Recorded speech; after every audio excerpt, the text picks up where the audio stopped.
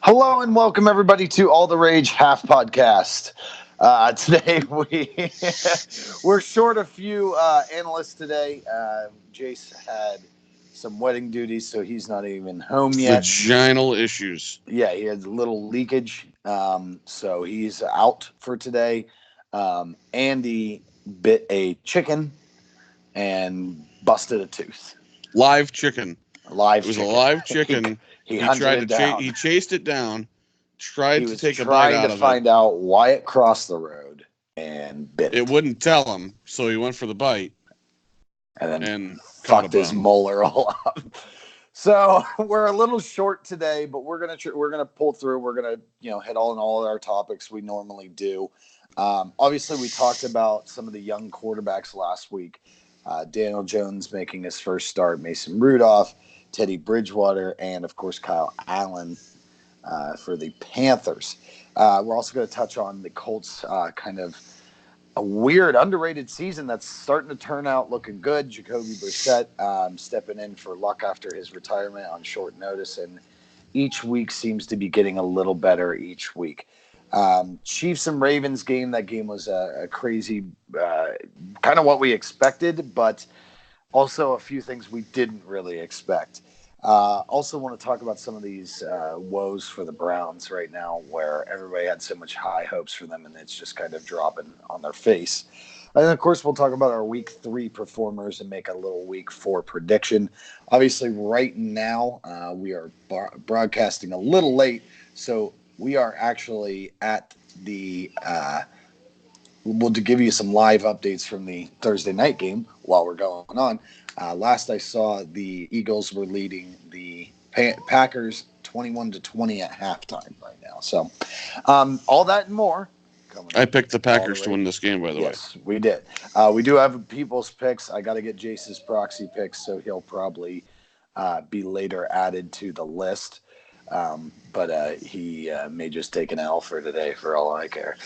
Yeah. So, um, but all that and more coming at you on All the Rage Sports Podcast. So, to start out, I want to talk about these rookie quarterbacks, and I want to start with. How about we go over our week 3 picks first, like we always do? Yeah, I guess we could do that. I'm just these people, I tell you, are screwing me all up. All right, so let's take a look here. Um, so we had the Jags. Let's see, I'm gonna move it like this, move it like that.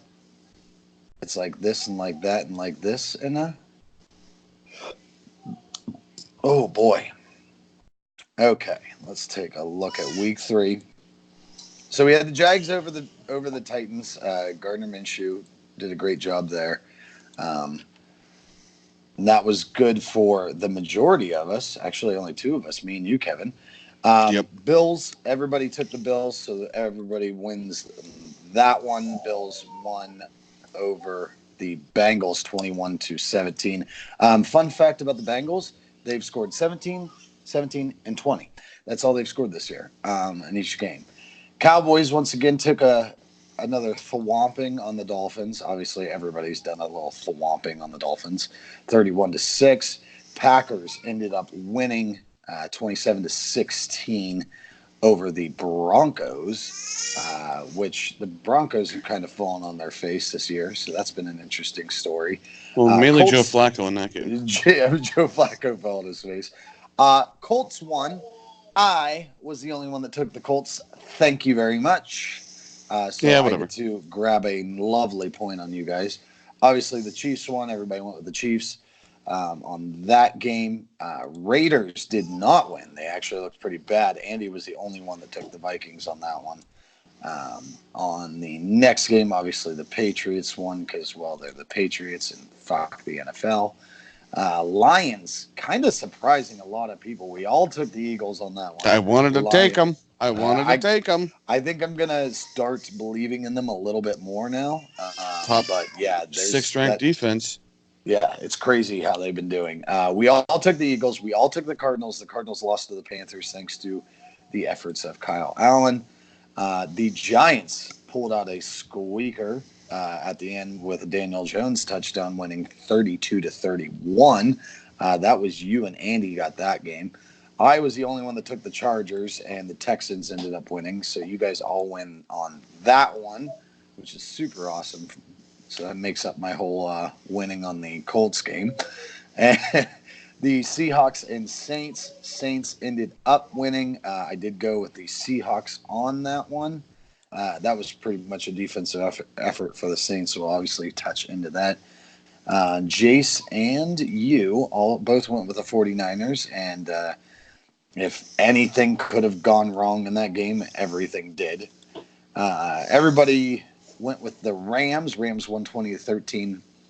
And, of course, the Bears on Monday night took it to the Redskins 31-15. And you were the only one that went with the Redskins on that one. Yeah, I died on that bridge. All right, so let's take a look. 1, 2, 3, 4, 5, 6, 7, 8, 9. I got 9 that game. I believe it's 9 and 7, if I'm not mistaken. Yeah, because it's all 16 playing. Yep. And Jace, 1, 2, 3, 4, 5, 6, 7, 8, 9, 10. 1, 2, 3, 4, 5, 6, 7, 8, 9, 10.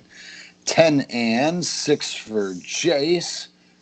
Kevin goes 1, 2, 3, 4, 5, 6, 7, 8, 9, 10. 10 and 6 for Kevin. And Andy coming up. 1, 2, 3, 4, 5, 6, 7, 8, 9, 10, and 11. Andy took the week at 11 and 5. I was your low performer for the week. I did not perform well in the football poll either. So Andy moves back in to the lead for the week. He only gains 1 game on Kevin. I do end up losing a game on Kevin, so now I'm 2 games back in the lead. We will be posting that number at some point today on the I mean, I got a pretty Facebook good page. fucking record going here compared to some of these guys that I listen to on the radio. 32, 15, and 1. I've looked at some of the pros, and I'm pretty much right on par with the majority of the good ones. So I'm feeling pretty good about it. In our football family pool, I am 5 games back from the leader. There's 1 dude that's killing it. My wife is second with 2 games back from the leader. So evidently I need to start listening to my wife. Maybe we can have her guest podcast in sometime when the Jagoffs are out in their own there. Okay then. So yeah, when Andy runs his mouth to Maddie and she knocks his fucking tooth out again. So we want to start in on Daniel Jones. Let's bring up some stats here on the game. Quarterbacks in general. Yeah, we're really just looking at the quarterbacks in each of the games. Daniel Jones had a good game, and by good game I mean a great game. He led the team in rushing with 2 touchdowns, and then threw for 336 yards and 2 touchdowns. It wasn't a crazy high completion percentage. He was right around that 60 mark, 23 for 36. But he really came out and balled out. Evan Ingram had over 100 yards receiving. Shepard had over 100 yards. Darius Slayton had 3 receptions for 82, so he was getting some bomb targets. But the big news in that one was obviously Saquon Barkley going down. Daniel Jones kind of had to take over. What were some of the things you saw in Daniel Jones in his first start? Was it, we don't have film on him. We don't know what he's doing. He's got the nickname already of Danny Dimes. Was it the Tampa Bay's poor defense, or was it, he actually did some fantastic things? Yeah, Tampa Bay's defense pretty well sucks. Saw a lot of the Danny J that we saw in the preseason. Looked like he could play the part. Going up against, of course, then subpar defenses because he was the second-string quarterback. So it went right along within the lines of what you'd already seen from him. He was up against the subpar defense. He did well. I think minus Saquon here for a little bit, he's going to have a little bit of growing pains over the next few weeks here until Saquon gets back. Yeah, I could definitely see that. He's going to have some some games where it just doesn't flow. Um, he's got this week. Excuse me. The Giants do play the Redskins. Now, obviously, this week the Redskins, without poor they performed. I was saying this earlier, may be up there with the Miami Dolphins and how They bad also went are up against doing. the best defense in the league. Right. So the best defense in the league with the Bears, excuse me, definitely are causing teams to look worse than they actually are. So he's going to have one heck of a test no matter what, just because there's not much on that offense. So we'll see what happens on there. I'm definitely going with the Giants in that game, but I definitely want to see if he's capable of putting back-to-back strong performances up. Move on to Mason Rudolph, who we had got to see his first start. I had a lot of high hopes in Mason, but he did go against a very strong 49ers defense. And this really was, for 3 quarters, nothing but a defensive struggle. Turnovers upon turnovers for the Steelers producing it. Mika Fitzpatrick has already made a humongous impact on the team, just being there for a week. Getting an interception.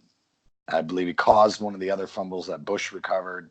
So it definitely looks good for the Steelers defense. The offense is really where their big issue is right now. Mason was not let go out of his cage early. It was screen pass, short passes. Nobody could get any kind of rhythm going. James Conner has not ran well at all this season. And the real reason he hasn't is because of Rosie Nix's injury, who hasn't been able to play the last 3 weeks. He has a knee injury right now. He's already, I think, ruled out for this week, I want to say. Not 100% if he's already ruled out, but he's been on the injury list. But that's the big thing. They don't have that fullback presence to get the tight formation, run game, load the box, throw the extra D tackle in there as a tight end, or offensive tackle in there as a tight end like they did last year. Munchak leaving also, has a big part of how that line is performing. But I think the story of that Steelers game is the poor performance from the offensive line. Mason couldn't get in rhythm. He couldn't produce any kind of yardage until late in the game when things started to open up a little more. So what are your thoughts on Mason's first performance? I think if he plays the way he did in the second half all week next week, maybe this cushy game against another 0-3 team could help, spark fire the Steelers into getting some momentum. But what are you looking at for Mason State? I think this game went much like I thought it was going to go. I had said I thought that it was going to be a close game and a good game, which was a good defensive game. I didn't think the Steelers' defense would be kicking ass like they were. Yeah. But I thought it would be a close game, and I thought it would come down to they would get to Mason at some point in time, and he'd either throw an interception or have a fumble. He had an interception. James Conner brought the fumble. Yeah. And I think as far as the running game goes, yeah, it's missing Rosie for Conner. Samuels actually seems to be running the ball a lot better right now than Conner is. I think, and I don't want to say this in a sense that he's trying to be Le'Veon Bell, but I think he tries to do that patient running a little bit, and it's not working right now because the offensive line's not getting a good push. Well, and that's what Pouncey came out and just said it flat right out after the game, is that all their problems are the fact that they are getting zero push off the line right now, and that needs cleaned up. We got an easy game going in this week against Cincinnati. Just a good time to try to work out some of those kinks. I think part of the problem Mason had was they kind of tried to play a simpler game for the first part of the game. Yeah, and that defense made him strong. captain check down. Yeah, and that just didn't work out too well. When He's better he you can finally get a cut play loose a action. little bit, Right. he had 2 touchdowns. Right. And that's what you saw at the end of the game in the Seahawks game when he played in the second half there. They let him loose. He was playing play action. He was able to move around and improv in the pocket a little bit. McDonald going down as well didn't help. Yeah. Because that was one of his favorite targets in that Seahawks game. And he looked like he was going to be a favorite target early, and then he got hurt. So it was like that really kind of put a damper on his. We've said it, you've said it for years, I've said it for years. Every young quarterback's favorite target is going to be the tight end. That's their safety net. That's why every tight end that has one of these first or second year quarterbacks, I want in my fantasy team that has any kind of resemblance of talent. So, Yeah. But and one thing too, with that game, like I said, I don't have a lot of concerns with Mason because ball placement. The ball is where it's supposed to be every time. The pass to Juju across the middle, right in his face mask in stride. Deontay, when he looked the coverage off of Deontay Johnson for that touchdown. A beautiful pass, and I even and screamed put that it on right that to play. him. Looked the safety off, threw it to the other side of the field. It was beautiful. That was actually a cornerback. It was a guy that I was thinking would be a difference maker once he got acclimated to the system in San Francisco and kind of got burned on a bad play. Was Jason Verrett from used to be from San Diego. He was one of the top 5 corners in the league not too long ago. Yep. So I think if he comes out and does that, and we'll obviously touch on that a little more, I think he did well in that second half. First half, they just need to take him out of his cage, let him do the game, and I think if they can get that running game going, it's going to really help him with the play action because that's where Ben did it the best. That's where Mason does it the best. Up next, we'll talk about some Teddy Bridgewater. So Teddy Bridgewater came out, did not look great early. He was kind of, same shit that was going on with Mason, where it was checkdowns here and there. Wasn't really, opening up the field. The defense stepped in for the Saints, and that's really what started making the difference. Once the defense got into it, it opened up the game. Teddy didn't have a great stat line, 19 for 27, 177 yards, 2 touchdowns. Nothing crazy. Obviously, Kamara took over the game in this one. 16 rushes, 69 yards, a touchdown, and then 9 receptions for 92 yards and a touchdown. So it was a lot of checkdowns and screens and stuff like that. Safe plays for him, and Kamara just fucking took over the game. I like the signs of it. I like that, Teddy was able to come out there, manage a game, win a game. I think that's what Sean Payton's going to do is he's going to keep it to a point, let the other playmakers take over and just make sure that Teddy does mistake-free football until Brees comes back. We said it last week. If they can go 3-3, they're going to be set up really great when Brees comes back. If he's healthy enough to come back in the 6-week window. What did you think about Teddy's first start, and how did you feel how he performed? I don't like the look of it. Teddy was not very good. I think he's going to need to step it up. It's going to be a mixture of 2 things. He needs to, step it up. Sean Payton's going to have to incorporate some more Teddy-friendly offensive packages in for him to help maximize his potential. And then mixing in with Alvin Kamara and Michael Thomas and the weapons that they have. But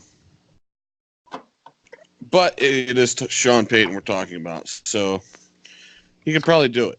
But they're going to have to because that just was not – that was a lucky game.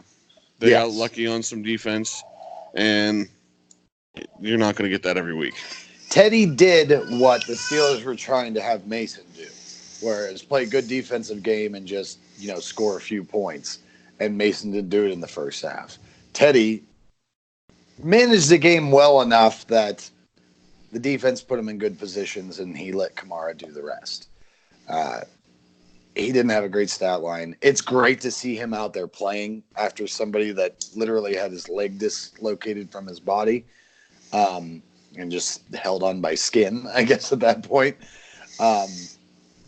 It's amazing to see him out there playing. I think you might see better things coming from him. He's got a lot of rust to knock off, obviously, running an offense for a week. But yeah, I think you got to see him step up if they're going to look to at least come out 3-3, like we're hoping for them. Next one is the big surprise. I did not think this was going to happen. I believe one of you guys called, hey, watch out for him. But I don't think we ever anticipated it as well as we did with the Panthers' Kyle Allen. Now, obviously, this was a humongous game for Christian McCaffrey. I believe that was Andy. Yeah, I think it was Andy that called that one out. And because Jay still thought that what is his name? Tyler Hanke was the backup for the Panthers, so it wasn't Jay's. Yeah. So Kyle he's too busy worrying about getting to his pots of gold at the end of the rainbow. So he had a near perfect passer rating. He had 4 touchdowns, 19 for 26, 261 yards. He was 3 incompletions from having a perfect passer rating. So he obviously let Christian McCaffrey take over. He had 24 touches on the ground, 153 yards and a touchdown. Greg Olsen was his big target with 7 targets, 6 receptions, 75 yards and 2 touchdowns. He also threw a touchdown to Curtis Samuel, and DJ Moore caught just a 52-yard bomb from him for a touchdown as well. Here's the thing I wonder the most. Does this prove that Cam Newton is the problem in Carolina? Cam Newton's always been a great personality. He's always had dynamic games when he's got his rushing into the game. When he does RPOs with Christian McCaffrey, it was crazy. He's never been a real heavy, crazy guy that puts up the stat lines in the passing game. I've always thought that Cam is thrown high. I don't think he can read defenses well. They even made that joke in Madden 19 when you played the the become a starter thing. And they said, oh yeah, why don't you do it like the Cam offense where you only have to look at one side of the field and there's 2 reads? And like they made him look like he was an idiot. And they even said that in the game, and that's what they did early on in his career. I never thought he was a great passer. I always avoided him in fantasy, all that kind of stuff. But I'm wondering now that they have a guy that can be a pocket passer, does this change the dynamic of what Ron Rivera wants out of the team? And does it open up some doors that he didn't have before? What do you think about Kyle Allen? How did you like his performance? Well, I think right now the biggest thing for Cam is getting over his injuries. I think he's always injured. Yeah, he's got the bad cells. Bad cells. Bad cells. You heard it here first.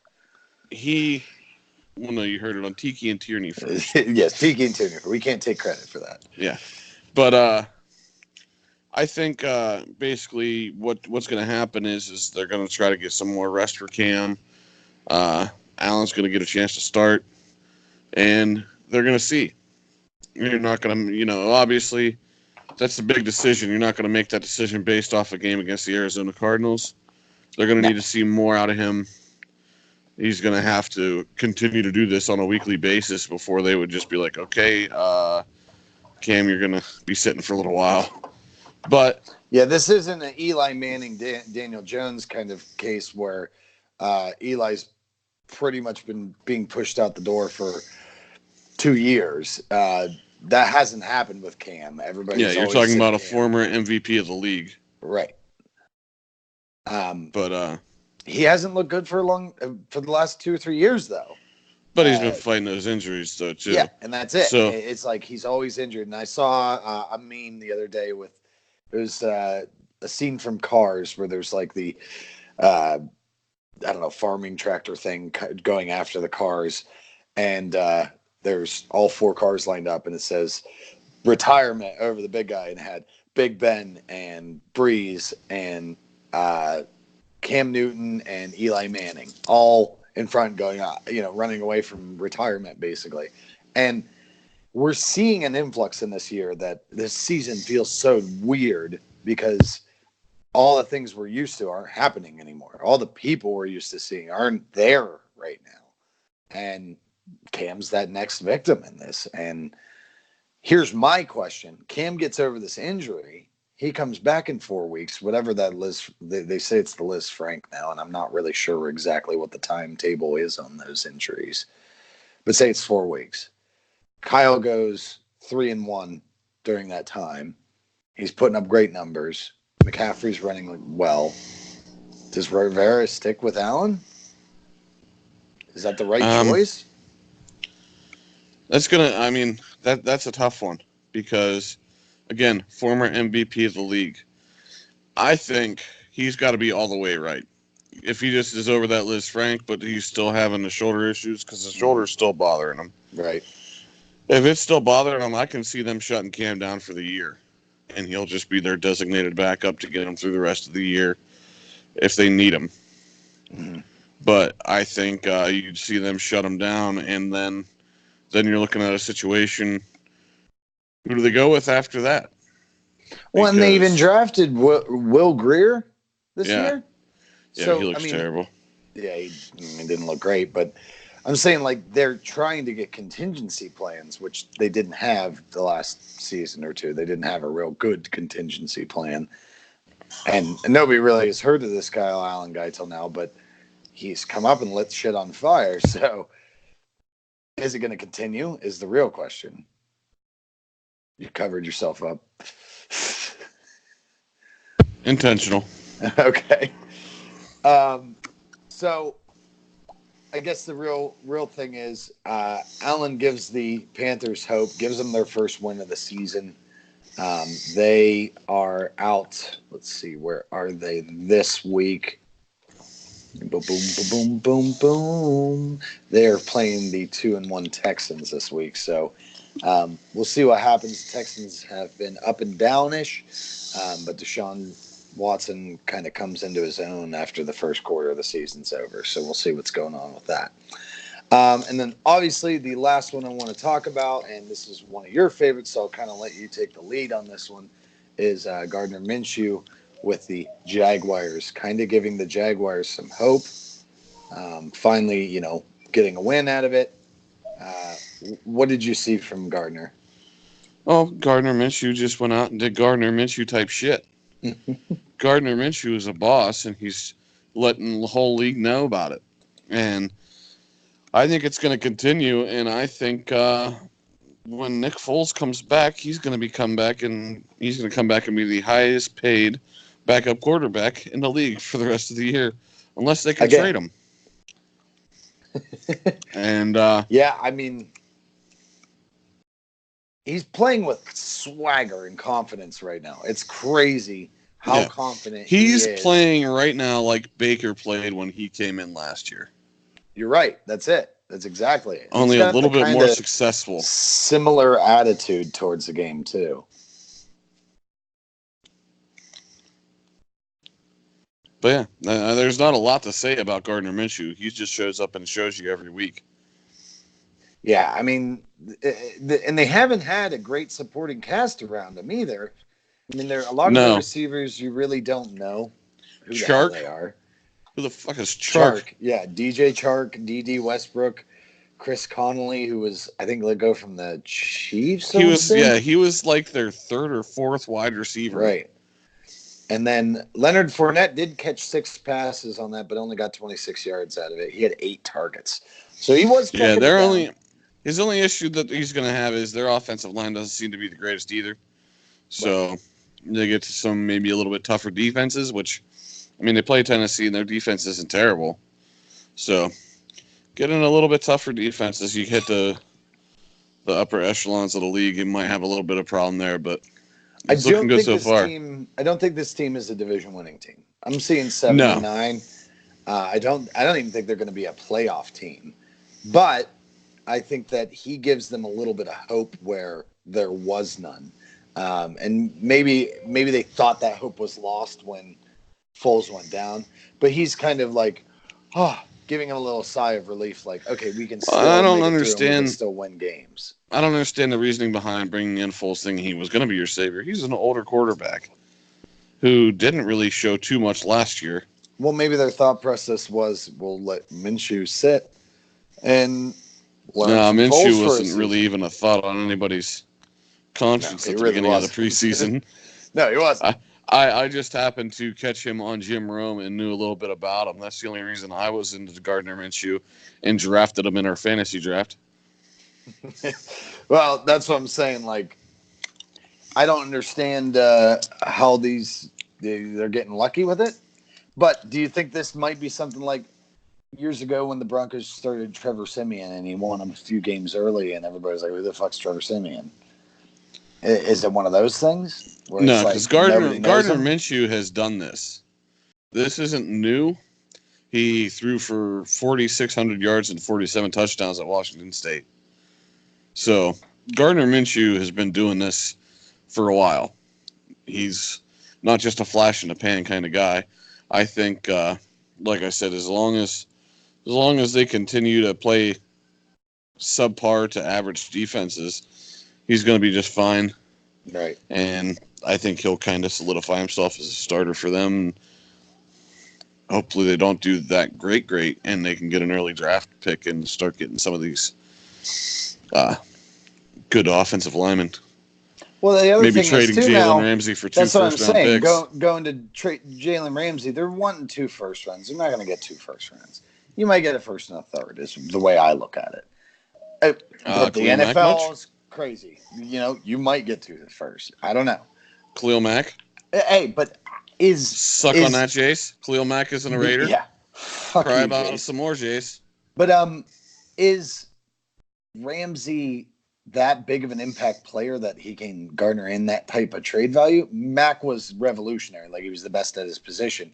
I believe Ramsey's probably the best at his position, but he's also inconsistent in the sense that it all depends. It depends on the matchups you're looking at. Like we talked about with Juju, I've talked about how I don't think he's a number 1 receiver. He doesn't get a good enough separation. In the Patriots game, Stephon Gilmore was able to completely shut down Juju, and which ended up shutting down their receivers in general because he blanketed him for the whole game and he did nothing. If you got a cornerback that can blanket the number 1 receiver for a team that isn't an Antonio Brown or a Julio that's going to get open regardless, then you can shut down a whole wide receiver group. Right. So that's when having a Jalen Ramsey or Stephon Gilmore will really make a difference for you, is when you're going up against like the Jets. Don't have anybody that's a breakout top flight wide receiver. But yeah, and it would really probably help in that division. I mean, DeAndre isn't so much a breakout, gonna outrun you. He's a throw the ball up over the top and I'm gonna try to get it. Where Jalen Ramsey's gonna defend that pretty well. T.Y., he's a little shifty, but not quite up to the Antonio Brown level. Jalen could probably shut him down. And then the Titans, they got to have a quarterback that can throw to a receiver before you worry about the receivers. Yeah, quick update. Packers are down 27-20. They just got stopped on 3rd and short, so I believe they're punting the ball from their 32 right now, or trying a field goal. We'll see what happens here. I'm not sure. Nope, they did punt the ball, so change of possession over to Philly with 7 minutes left in the 3rd. That could be something interesting moving forward, is that Aaron Rodgers last week had already had a little bit of a spat on the sidelines with the new head coach. So if they continue to have poor showings like what's going on right now, that could be something that continues to develop throughout the year. That's right. So coming up here, I want to talk about a team that I personally had a lot of faith in, and a lot of people didn't. With a player who I had a lot of faith in that a lot of people didn't. I have been a strong believer in Jacoby Brissett. I thought that he was going to come in. The Colts were really going to lose a step. I'm just going to kind of go over week by week what he's done so far this year. Um, Week 1 loss against the Chargers, close game, lost 30-24. Jacoby threw 21 for 27, 77%, 190 yards, 2 touchdowns.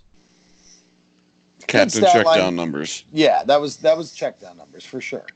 Very high completion percentage, low yardage, got a few touchdowns out of it. Nothing crazy. Following week against the Titans, won that game 19-17. Another close game.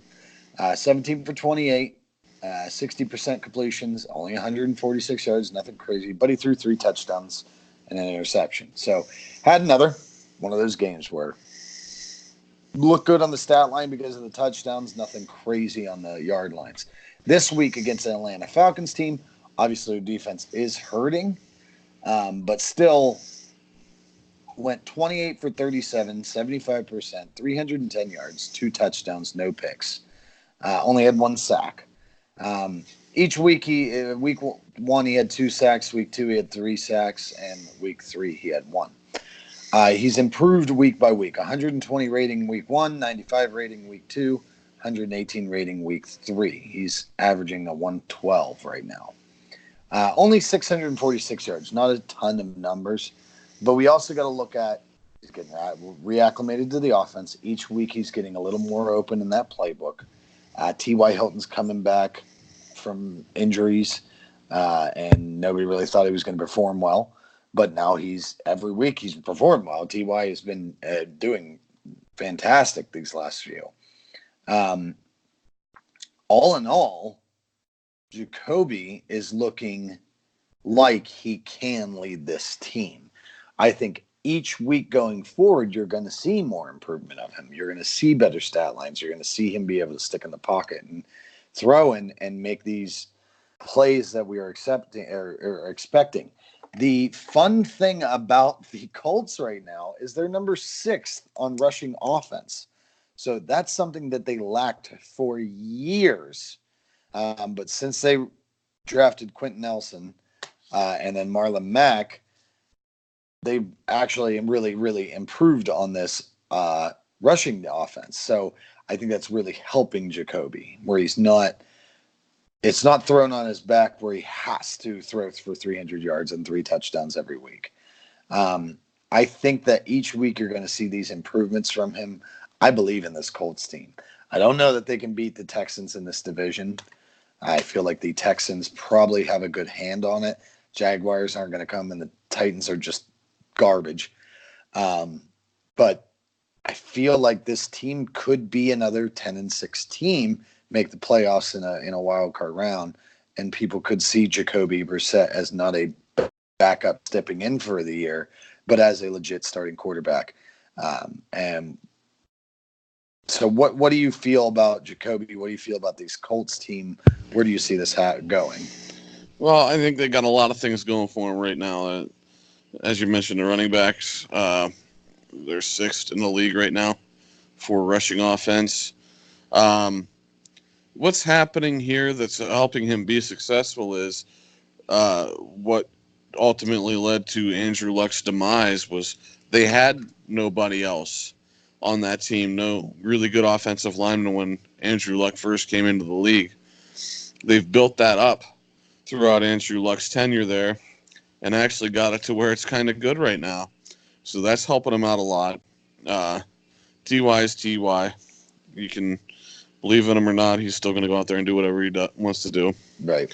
But they also have improved on that defense a good bit, which is helping them out with these close games.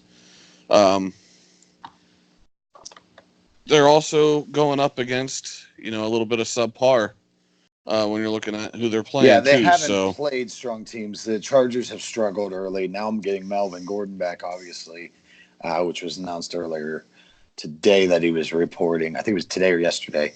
I think it was yesterday. Today. Was it today? Okay. Well, Yep. He's reporting. Tennessee's obviously struggling, and Atlanta's got a lot of injuries in that secondary right now. So yeah, they haven't played the stiffest competition. So I do agree with you there for sure. Chargers are just falling on their face this year. But I think Melvin Gordon's going to help that a lot.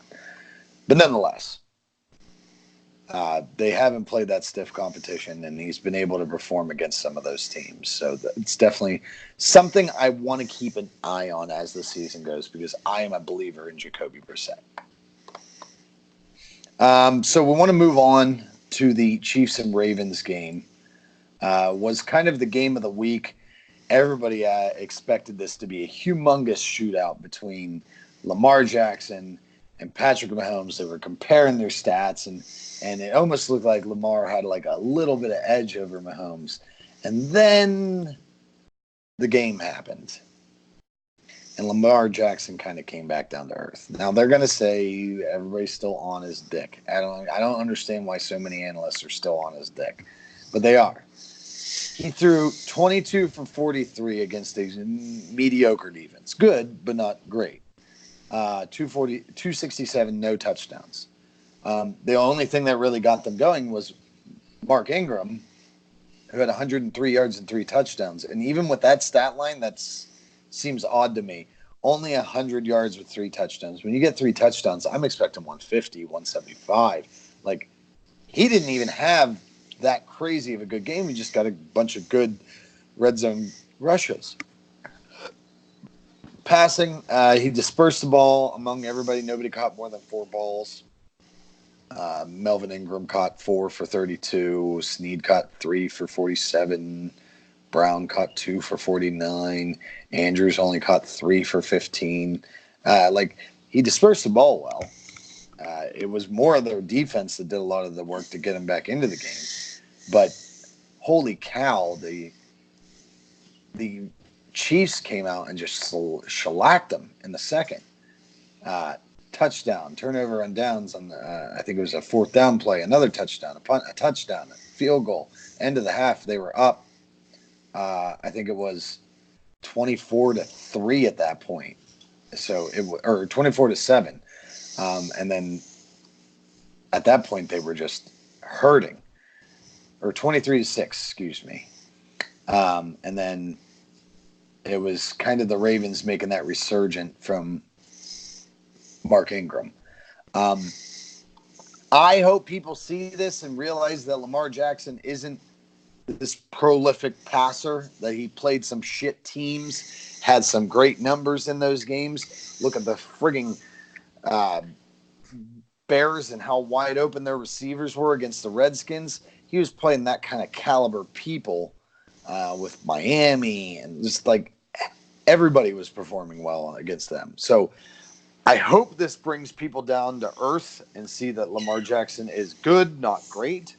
But what do you think? How do you feel about this? Patrick Mahomes is obviously on the route to some crazy numbers. Yeah, he's ridiculous. He's ridiculous. I was talking to Jesse earlier this week. He's on pace to go over 6,300 yards this season. Yeah, this which is just stupid. Probably will not happen. But if that were to happen, would completely demolish the record for passing yardage in the league. He's also on pace to break his 52 touchdowns from last year. 5,300 or 5,400, something like that. Yeah, I think Ben and Breeze both passed that mark. I don't think Ben passed it, but he did have a 5,000-yard season last year. I think no, not last year. I think it was a couple years ago. Last year, I think Ben and Breeze tied for the most yards in the league. Oh, you are right. Yes, I do remember that. You are right. Ben's pretty much been close to leading each year and then led last year. But anyway, yes. Yeah, but Mahomes is just ridiculous right now. A little bit of a good thing for Baltimore would be that their defense did seem to adjust a little bit, slow them down slightly in the second half. I don't know so much that it was them slowing them down as it was the Chiefs maybe taking their foot off the gas pedal a little bit. That's the way I felt on that one, is it just seemed like they were like coasting at that point. Yeah, and I've kind of been impressed with the defense of the Chiefs this year. Mm-hmm. They're not great, but what they do seem to do pretty well is adjust. They actually in this week, though, they just came out and they had a good game plan to start with on defense. And it was the Ravens that actually adjusted their offensive game plan to kind of swing it back their way a little bit. But I think, like I said, I haven't been off the Lamar Jackson train all year. I don't think he's going to be a quality passer. I think he's fast Mike Vick with less ball skills. Yeah. I see. I don't want to say this exactly because it's not a very good comparison, like physically, but I see him being similar to a Cam Newton style where there's games where he can have crazy numbers, and then there's games where he looks pathetic. There's going to be games where he can rush like crazy. And he even came out the other day and was like, I hate rushing the ball. Like, I hate when I have to run. Whatever.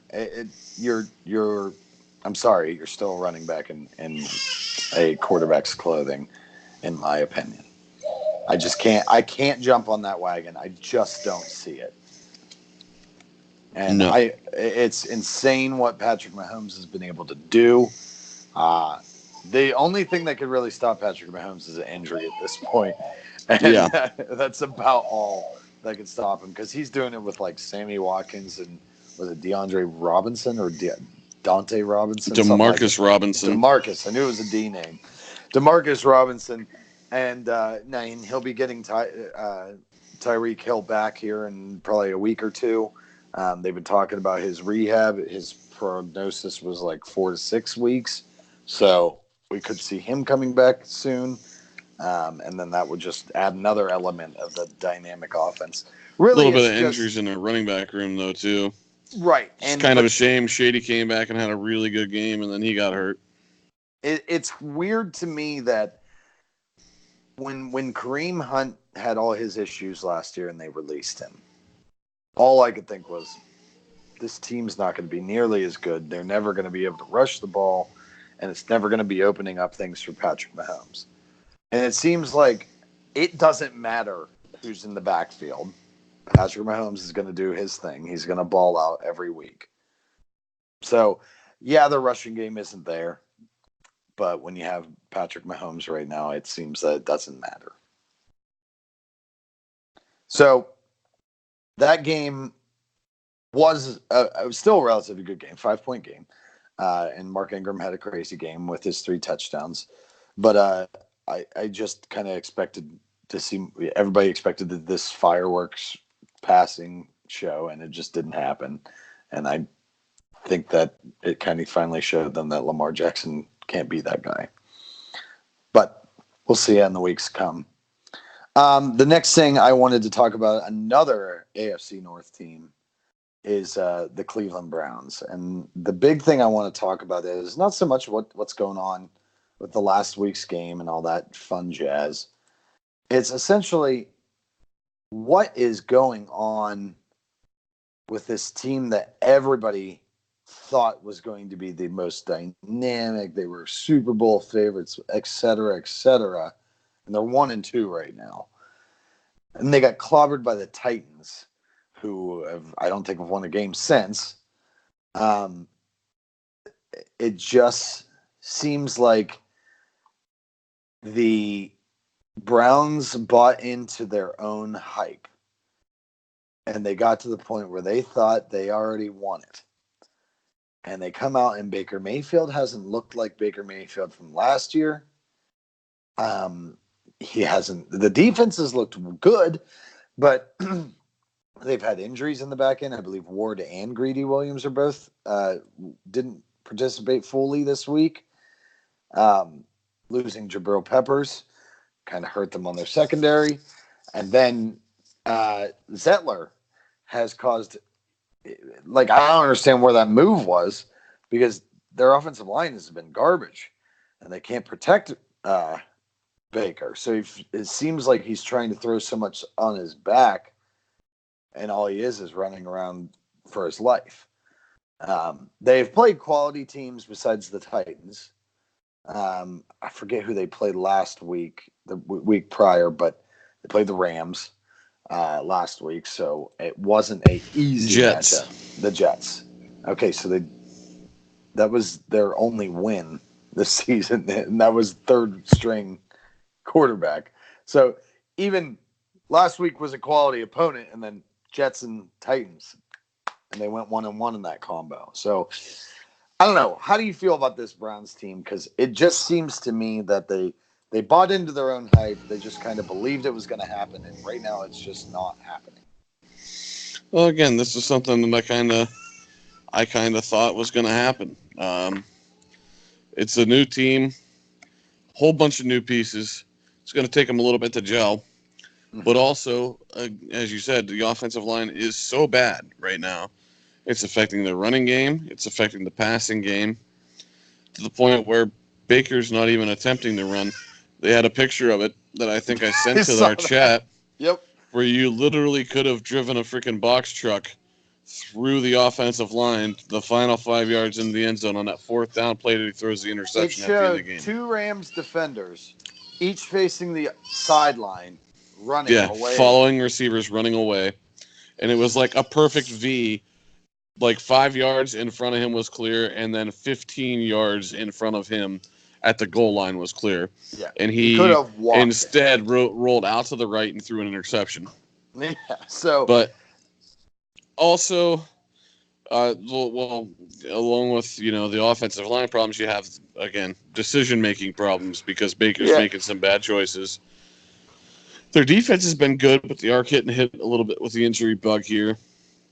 I actually expected them to have some problems first few games of the year, and then kick it up a notch towards the end of the year. I think their woes are gonna carry on a little bit more. I think this is actually gonna end up being about an 8-8 team instead of the 10-6 or better that I was thinking they might be at the end of the year before. I didn't believe in their hype. I thought that they were going to probably be the team to beat in this division. I thought the Ravens were going to perform worse. So really, it's kind of been a flip between the two where Ravens are kind of that team to beat right now. They haven't played very many quality teams, obviously. So the next quarter of the season is really going to decide that. But I really expected more from the Browns, and they're just not. They're just not performing. Their offense on paper looks so crazy dynamic. Like that would be the team I would want in Madden anytime I play, and it just is falling flat in their face. And they got to. I mean, they got Kareem Hunt thinking, okay, he's going to come back at week 8, 9, whatever that bye week is after he's able to come back. It's going to be great. He's got time to heal from his injury. Blah blah blah. He's going to be coming in there fresh, ready to go. We'll make a good, strong playoff run. And now they just got to win games to get to 500. Like they can't even. They got to make sure they stay at the bottom of the AFC North. One of these two teams this week, Bengals or the Steelers, is going to be 0-4. So the Browns can easily work their way up. They're only a game behind the Ravens. But if they lose again, one of those two teams can overtake them. So it's like they've really not shown that they were this count us, already punch our ticket to the Super Bowl type of team. And I'm glad about it. Browns are gonna brown. It makes me a happy man. All right, so gonna get hate mail from your Uncle Lonnie now. Yeah, I am. He did mention, where's the podcast right now? We're so late making this one, and we had the delay from yesterday because of everybody having schedule conflicts. So I even tried to find some subs out there, and nobody was available. So Chase was too busy making Wendy's runs to go visit family. Right, he did the podcast this week. He had to check on the secret recipe for the spicy chicken. Yeah. Make sure nobody's got that out of the safe. Ginger tears, by the way. It's a family recipe. All right, so I guess the next move is really to talk about our Week 3 performance. Who's your big all-star guy that you saw on Week 3 that either you were surprised about, you weren't surprised about, you were pumped about, whatever? Who was your Week 3 performer you were looking at? I actually had it's a split between two. You had Kieran Johnson and Christian McCaffrey. Both had amazing games. Monster games. That propelled their teams to wins. Allen had 4 touchdowns, but McCaffrey, I think, was the bigger catalyst to them winning that game overall. And then Kieran Johnson just Detroit hasn't had anybody who could appropriately do anything with the football from the running back position since Barry Sanders. So it was good to see that. I think that's if those two guys can continue to do what they're doing, that's going to definitely help propel their teams for some more wins. Absolutely, yep. I think mine too, and I'll do a split as well, being said there's only two of us. Mine's on the wide receiver department. I'm going to get with Mike Evans and Keenan Allen. Now, both of them were in games where they were down late, and there was a lot of balls thrown their way. But the fact that the sheer quantity that they were receiving, Philip Rivers threw 46 passes. Okay, Keenan Allen got targeted on 17 of those. That's like about a third of what he was throwing was going to Keenan Allen. He caught 13 passes for 183 yards and 2 touchdowns. That final drive seemed like every ball that was caught was Keenan Allen catching it. I think there's now that Brown is not going to play for the NFL anymore. I think you're seeing some of these wide receivers that were great now step it up and kind of look like the guy in the league right now. Julio's always been that kind of guy. Hopkins always kind of seemed under the radar guy. Michael Thomas always seemed like an underrated guy. Now you're seeing Keenan Allen, T.Y., Mike Evans, all guys that had really good weeks and, okay weeks and do their flux thing. But they both had some crazy good weeks, and I'd love to see them keep doing this stuff. Mike Evans, on the other hand, Jameis Winston threw 23 for 37. He threw 3 touchdowns, all of which went to Mike Evans. Mike Evans got 15 targets. That's like 40% of the targets went to Mike Evans when Jameis Winston was throwing the ball.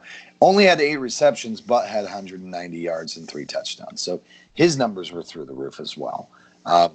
Didn't have the receptions, obviously, that Keenan Allen did. He only caught about 50% of his balls. But when you have Jameis Winston throwing to you, that kind of seems to be the best case scenario in those cases. So both those two had some crazy performances. If you had them on your fantasy team, then kudos to you because you probably won because I of had it. Keenan Allen. I actually had McCaffrey, so I won with that one. So I guess the next thing to do is, who are your week 4 performers? Who are you expecting to have the game in week 4? Somebody that maybe you wouldn't initially think. Who's your pick for that? I think my man is going to he's already done some fantastic things and led his team to a win already. But I think Mr. Gardner Minshew is going to have even more of a breakout game this week. They go up against the Denver Broncos, and their defense has been very suspect all year. And I think that Gardner and the list of former grocery baggers that make up the wide receiver department will tear down the house.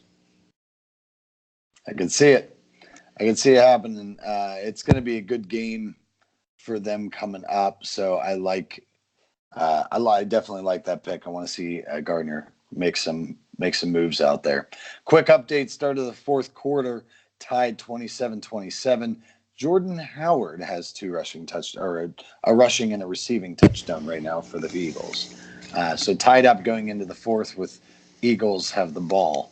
And I think they are in the red zone. Oh, no, they're backed up. I think they're in the red zone is what it is. I'm having trouble reading that. I think I have Jordan Howard sitting on my bench in the other Yahoo Fantasy League. There you go. That's fantastic for you. So my big performer, it's not a real hot take on this. I'm going with Mason Rudolph to have a big bounce back game, get him more acclimated in that offense, get some chemistry around him with his receivers. Johnson and Washington are becoming a little more dynamic in that offense. Thank you, Moncrief, for dropping 17 balls in 2 games. Piece of shit.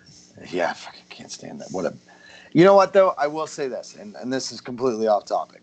I bitched on I think week 1 or week 2. I had my rage segment where I bitched about the Steelers front office, and I freaked out and I said, "You need to make changes. You need to stop going with this traditional approach to everything." Blah blah blah. And what have they done since I did that? They trade for Mika. They trade for this tight end Nick Vannett from Seattle. I started thinking about the free agent acquisitions that they did that isn't something they normally do with Barron and Steven Nelson.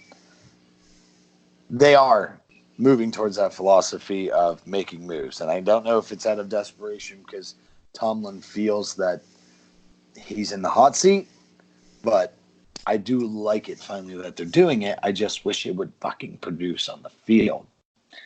Anyway, quick update. Eagles just scored 33-17 or 27 right now. Anyway, so my big performer is Mason Rudolph. I think they are going to let him out of the cage. They're going to let him have the playbook a little more.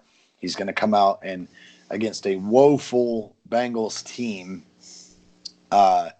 make some moves, make some great plays, and I think you're going to see the Steelers get the first win of the year, and then start trending in the right direction. I know it's going to be a bad team, so you can't really say, okay, they're fixed.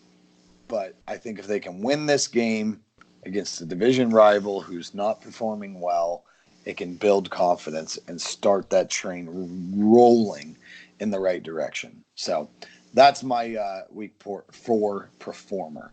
Obviously, we both took the Packers this week early, and right now they are down a touchdown.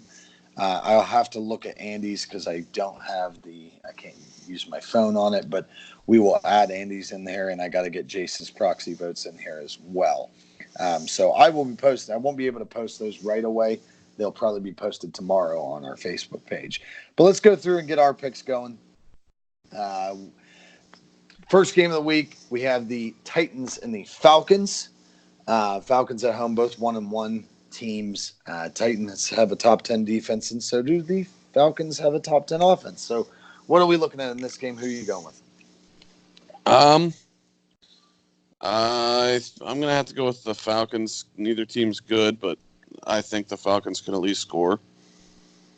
I would have to agree with you there. I'm actually going with the Falcons as well. Game number 2 in AFC North division rival. Ravens 18-2 against the Browns. 18-2 in home games under Harbaugh in September. Ravens at home. Browns coming to Baltimore. I want to go with the Browns on this one, but I cannot get myself to do it. I think the Ravens hand them a L, and they drop to a good old 1-3 for the Browns. What do you got? Baltimore. All right, Ravens there. So far, so good. The game after that, Patriots-Bills, I don't even have to ask. Yep, everybody going crazy. Buffalo. Yeah. You going Buffalo on this one? No, I'm going New England. Okay, that's what I thought. I would love to be wrong on this game. Yeah, I hope they circle the wagons, but I don't think it's going to happen. I would love to see them come out and beat the Patriots. Right now, Tom Brady in his career is 30-3 against the Bills. I would love it, but it's not going to happen. Chiefs at the Lions. The Lions are really surprising, but Patrick Mahomes. So I can't really go against him until I see him fall on his face. I just can't go against the Chiefs right now. Yeah, number 1 offense, number 6 defense. I'll go with number 1. There you go. Panthers at Texans. Kyle Allen gets another start. Texans coming off a win against the Chargers. So what are you thinking here? I'm going to go with the Texans.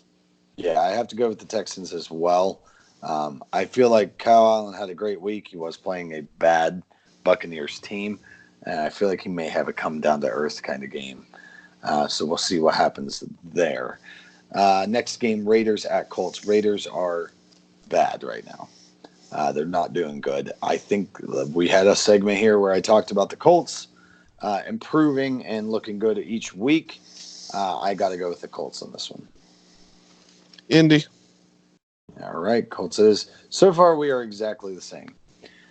Chargers at the Dolphins. I don't believe I have to ask that one either. So Chargers it is for me. I assume it's Chargers for you. Yep. Let's see here. Oh, excuse me. We have the Redskins at the Giants. Redskins may be second worst team in the league right now. Slightly behind the Miami Dolphins, and really not that far off from the Titans either. So I got to go with Danny Dimes and go with the Giants on this one. I'm going to go Washington. Washington, okay. All right. One of these days that pick will work out for me. Well, I hope it's not this week so I can gain a game back on you. Up next, we have the Seahawks at the Cardinals. Cardinals the Seahawks are 8-1 versus rookie quarterbacks since 2012. I believe the Steelers had that with Dick LeBeau went back in the day. They were pretty high up there on that ranking against rookie quarterbacks. I'm begging for Kyler Murray to get his first win, but I just don't think it's going to happen this week. I have to go with the Seahawks on this one. Yep, Seahawks. Seahawks it is. Up next, Buccaneers at the Rams. This is another one I really don't know that I have to ask because the Bucs are just pitiful. It's just the Rams have to be. The only thing that's very good for the Bucs right now is Shaquille Barrett is leading the league in sacks with 8 sacks. Other than that, there's really nothing to cheer about in this team. I got to go with the Rams on that one. All right. Who are you going with? Rams or Bucs? Oh, Rams. That's what I thought. I thought you said you weren't even asking. I wasn't. I always. I wasn't sure. Great matchup here at Soldier Field. Vikings at the Bears. Both 2-1 teams. Bears both have some strong defenses. Bears have their woes on offense, although they looked great last week. They just had wide open receivers running around the field. They were essentially just playing catch the entire time. So what do you think? It's definitely not going to happen for them this week. I personally am going to go with the Bears. I believe in their defense, but this is a pretty up in the air kind of game. What do you think? Yeah, I'm going to have to stick with Minnesota on this one. All right. Vikings I think is. It's a tale of 2 terrible quarterbacks, but Dalvin Cook will make the difference. Yeah, that's for sure. That's understandable. All right, up next after that, another 4:00 game, Jags at Broncos. This was another tough one to pick because both are – I always have the harder time picking 2 shitty teams over 2 good teams. I got to go with the Jaguars on this one, but it is a tough game to pick. What are you going with? It's not tough at all for me. Gardner Minshew is going to kick Denver's ass. All right, Jaguars is 3-0 Cowboys going up against the Saints, finally getting a good team to play. The Cowboys have kind of played some of the 3 worst teams in the league right now. So what are you thinking in this one? They're facing the Teddy Bridgewater Saints. I personally have to go with the Cowboys on this one. I think that they can come out. The defense is strong, but I think that if they get that running game going early, it's going to take pressure off of Dak. Yeah, I think Dallas is a little too strong for Bridgewater. I have to agree with you. And then, of course, our Monday night game, Bengals at the Steelers. Obviously, I'm going with the Steelers on this one. I believe that Mason's going to have a rebound game. We're missing a game. No, we're not. Why do I have more games? Did they start bye weeks this week? Yes, 49ers Okay. and Jets are on a bye week. Okay. So, Bengals and Steelers, who are you going with? Pittsburgh. All right. See what it is. I do have Andy's picks there on my phone, so obviously once I get off here, I'll add them to it, and we will try to get a hold of Jace's picks before I post them. But that is our week picks for you. Really, today was a very interesting podcast. We only had our two analysts with us today, and it's late at night, so we're both getting tired about everything. But, And I'm also fighting sickness, so yeah, everybody's sick. I think if you couldn't notice by the Ricolas that were going in and out of my mouth. Ricola. Yeah, so thank you for joining us on a short manned week. Hopefully next week we'll be back with the two men were here. That's right. Two bitches are sitting at home. That's right. So hopefully next week we'll have the full crew with us again. Jace will be done with his wedding, and Andy will hopefully have a new tooth by then. Stop trying to eat wild chickens, Andy. Yeah. Fuck. Damn it. Fuck. All right, we will post this video up online here shortly. You'll see our audio, obviously, on Spotify, iTunes, and you can go right to our Transistor webpage and listen to the player on there. Don't forget to throw a donation over to our PayPal. You can see that on our webpage under our Contact Us and Donations button. If you feel free to donate and help us, pay these guys to get back on the or maybe we could hire some better, less pussified analysts. Yeah, we'll hire some outsourcing for some analysts out here. But stay tuned. We're going to keep it coming with you. We're trying to add a little more content to our Facebook page each week. So feel free to discuss out there how you're feeling, what you're talking about. And feel free to ever ask us questions. Post to the page. We'll always try to be there to answer your questions. Me and Kevin are both on the webpage running things. So, and we can always throw it into our chat box if you throw a question out there for us. Good luck to everybody out there this week. We will see you next week, and hopefully actually on Wednesday. All right. Have a good night, everybody. All the Rage out.